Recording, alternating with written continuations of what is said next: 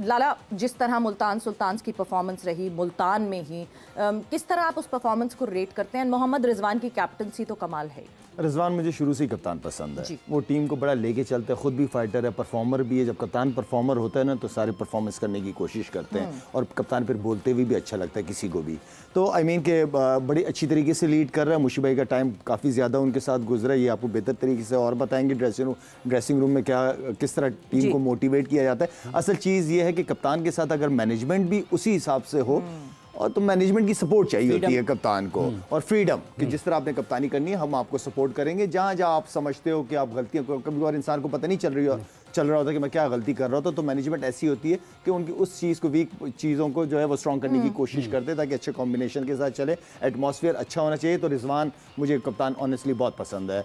साथ में जो आज जो उनके साथ मैच है इस्लामाबाद, पहला मैच जीती और बड़े ज़बरदस्त तरीके से जीती, 8 विकेटों से जीते मेरे ख्याल में, बिल्कुल बड़ी कन्विंसिंगली, बड़ी ज़बरदस्त। शादाब और सलमान अली आगा ने जो कमाल, एक्सीलेंट। तो दोनों टीमों का आज का मैच, वैसे तो हर मैच बड़ा ज़बरदस्त हो रहा है, लेकिन आज का मैच मैं समझता हूँ कि आखिरी ओवर हो तो आखिरी विकेट तक जाना चाहिए। मुशी भाई, ये जो स्पिनर्स हैं इस्लामाबाद यूनाइटेड के, इमाद और वसीम, आपको लगता है कि सबसे ज़्यादा अहम किरदार इनका होगा? क्योंकि जो उनके फास्ट बॉलर्स नज़र आ रहे हैं उनमें नसीम इंजरी से वापस आ रहे हैं, उबैद बिल्कुल नए थे, टाइमल मिल्स जो हैं वो बहुत ज़्यादा अच्छे खेल मुजाहरा नहीं कर पाए, फ़हीम अशरफ तो बिल्कुल ही आसानी से रन उनकी गेंदबाजी पर मिल रहे हैं। तो आपको लगता है कि इन्हीं के गिर्द घूमेगी बॉलिंग?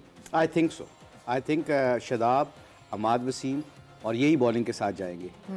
इस्लामाबाद यूनाइटेड की 2-3 बड़ी चीज़ कंसिस्टेंट होती है उनकी सिलेक्शन में ना। शादाब बहुत इस चीज़ पे बिलीव करता है एज ए कैप्टन कि प्लेयरों को मौका लंबे देर तक देना चाहिए। तो आई थिंक वो ट्रस्ट जो उन्होंने ट्रस्ट शो किया ना प्लेयर्स पे, 3-4 मैचों में आप इसी कम्बिनेशन को देखेंगे। उसके बाद ये शायद चेंज करें अगर रिजल्ट इनके मर्ज़ी के मुताबिक ना हुआ। बाकी जो शायद ने बात की है रिजवान के बारे में, मुल्तान सुल्तान के बारे में, उनके माइंडसेट बहुत सारे प्लेयरों के साथ रिजवान का मिलता है और वो रिजवान मिलाता भी है, उसका बिलीव बड़ा तगड़ा है। He can control the dressing room. अच्छा, लीडर में सबसे बड़ी जो शायद ने बात की ना परफॉर्मेंस के साथ, who can control the dressing room, जिसकी आवाज़ सुनने के लिए सब तैयार होते हैं। रिजवान हैड दैट वॉइस, उसकी रिस्पेक्ट है इस मामले में, और वो बड़ी ब्लंटली बात करता है। कई दफ़ा मतलब पिछले सीज़न में एक दफ़ा उससे बैटिंग थोड़ी सुस्त हुई तो मैंने डिस्कस किया उससे, जैसे शायद ने कहा ना, मैनेजमेंट का और कप्तान का एक पेज पे होना बड़ा ज़रूरी है। उसने और शान ने मीटिंग के दरमियान में कह दिया कि वी प्ले वेरी स्लो, हम वहाँ पे गियर शिफ्ट करने चाहिए थे, and he agreed with that. अच्छा, क्या कई दफ़ा ना वो अपनी ईगो को मार के, जब बंदा अपनी गलती को एज ए लीडर खुद कहता है ना मुझसे गलती हो गई है, आप यकीन माने ट्रिपल गुना लोग ज़्यादा इज्जत करने शुरू करते हैं, बट वो छोटे सी ईगो को मारना पड़ता है। यू नो, वो ईगो को जो मार जाता है वो जीत जाता है। हम्बल आदमी है, और ऊपर से जो उनके कोच हैं, हेड कोच हैं अब्दुर्रहमान, उनकी बॉन्डिंग बड़ी तगड़ी है रिजवान के साथ। उनकी जो 6-7 लड़के इफ्तिखार, खुशदिल और 3-4 लड़के जो यंग लड़के हैं, वो सारे एक लैंग्वेज बोलते हैं और इकट्ठे रहते हैं। ये इसका मतलब बिल्कुल नहीं कि वो दूसरों को ऑन नहीं करते, डोमेस्टिक में भी साथ रहते हैं। तो आई थिंक एक बड़ा अच्छा सा इनका फैमिली कम्बिनेशन बना हुआ है। और ऊपर से जो उन्होंने कोचेस बाहर के मंगवाए हैं, I think they will make them also make very comfortable. So I think overall इनकी कम्बिनेशन तो बहुत अच्छा है। लेट्स सी, जैसे शायद ने कहा, बहुत अच्छा मैच होने वाला है आज इंशाल्लाह। बट मुशी भाई, एक चीज़, मुल्तान सुल्तान्स को क्या डिफरेंट करना पड़ेगा? बिकॉज अभी जो मुल्तान सुल्तान का मुकाबला हुआ वो कराची किंग्स से हुआ, which is not a strong side, weaker लगती है Karachi Kings, but in contrary Islamabad United is a pretty strong side. क्या डिफरेंट आज मुल्तान सुल्तान करे कि वो कहीं पकड़ में ना आए? आई थिंक एक जो चीज़ है जो मुझे लगता है कि रिजवान का माइंड सेट होता है पार्टनरशिप के ऊपर है। पार्टनरशिप का लगने का मतलब बिल्कुल नहीं होता है जैसे पिछले मैच में आपने देखा होगा कि 12-13 ओवरों के बाद ना एक बाउंड्री नहीं लगी कितने ओवर तक। अच्छा, जो ब्रेक के टाइम में रिजवान ने आके कहा भी कि हमने डिस्कस किया है।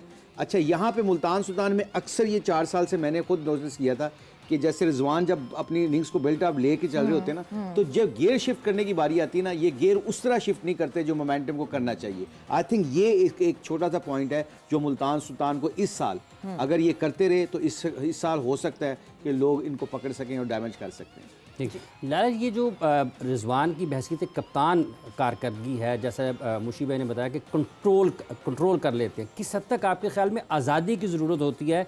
और जब वो भी इन हालात में कि जब आपके टीम मैनेजमेंट में से लोग बदल रहे हो तो कप्तान की जिम्मेदारी बढ़ जाती है उसमें? Obviously as a senior player तो फिर आप लेके चलते हो ना। कप्तान भी स्ट्रॉन्ग और काफ़ी अरसे से खेल रहा है, वो लोग सीनियर प्लेयर है, उसको पता है कि किस तरह टीम को जेल करना है, किस तरह इनसे परफॉर्मेंसेस करानी है। असल चीज़ कप्तान की अपनी परफॉर्मेंस का होना बहुत इंपॉर्टेंट है।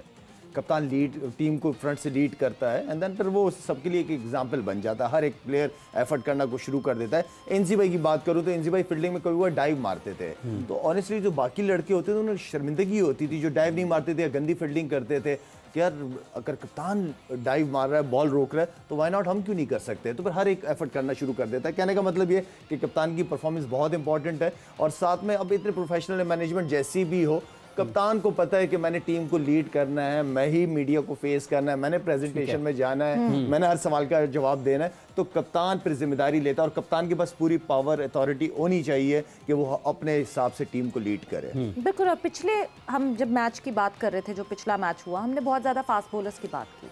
हमने मुल्तान सुल्तान्स का जब मैच हुआ उसमें शाहनवाज धानी को देखा, टोटल ऑफ कलर। लाला मुझे याद है एक वक्त आया था जिसपे आपने शाहनवाज धानी के लिए ऑन स्क्रीन कहा था कि थोड़ी सी अपने सेलिब्रेशन को कम करके अपनी परफॉर्मेंस पे ज़्यादा ध्यान दो, जिस पे उन्होंने वो भी किया था, एक्सेप्ट भी किया था कि मैं करूँगा और अंडर डाउन की थी। बट परफॉर्मेंसेस शाहनवाज धानी की तरफ से वैसी नहीं है। देखिए बात यहाँ पे ना शाहनवाज धानी की नहीं आती, बात यह है कि उसकी सराउंडिंग बहुत इंपॉर्टेंट है, किन लोगों में उठता बैठता है वो बहुत है। अब वो जिस इलाके से वो बेचारा आया है और क्रिकेट खेली है, बड़ी बातें यहाँ तक पहुँचा है, इसको मैं इस तरह देख लेता हूँ, ठीक है ना। साथ में उसके साथ जो क्रिकेट बोर्ड की बड़ी जिम्मेदारी आती है, खासतौर पर ऐसे प्लेयर्स को किस तरह ग्रूम किस तरह किया जाता है। अब वो बेचारा आता है, उसको समझाने वाला कौन समझाएगा। अच्छा, जब आपकी अच्छी परफॉर्मेंसेस चल रही होती है तो फिर तो वाह वाह होती है और सारे क्रेडिट भी ले रहे होते हैं उस चीज़ का, लेकिन मुश्किल टाइम में आप साथ देते हो। अब मैं जब चीफ सेलेक्टर बना 1 महीने के लिए, तो मुझे बाबर आजम ने और 2-3 लड़कों ने कहा कि शाहिद भाई आज आप ग्राउंड आए तो ये पूरी तेज बॉलिंग कर रहा है, वरना ये नेट को सीरियस ही नहीं लेता, ये नेट पे बॉलिंग करता ही नहीं है रिदम के साथ कि मैं कहीं इंजर्ड ना हो जाऊं या मैं ज़रूरत नहीं, मैं मैच के लिए अपनी पेस और अपनी एनर्जी रखूंगा। तो मुझे ये बड़ी हैरत हुई है। उसको मैंने कमरे में बुला के फिर हल्के रजाक भी मेरे साथ था, तरीके से उसको मैंने समझाया अगर क्रिकेट खेलनी है हम बैठे हुए आपको सपोर्ट करने के लिए, लेकिन इस एटीट्यूड के साथ आप क्रिकेट नहीं खेलने दूंगा मैं तुम्हें। अगर खेलोगे तो तगड़े तरीके से खेलो, वरना फिर ना खेलो, पर फायदा नहीं है धानी। तो वो पता नहीं उसको समझ आई चीज़ के नहीं आई, लेकिन समझाने वाले होने चाहिए साथ इर्द-गिर्द। बिल्कुल।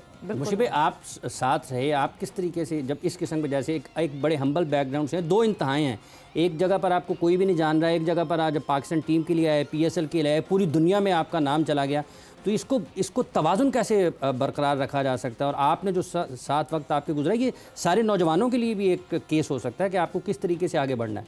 ये हमने पहले शो किया था 1 से 3 बजे वाले में, उसमें शाहिद ने एक बात की थी, बड़ी अच्छी बात की थी। पाकिस्तान में रोल मॉडल्स की कमी है जी।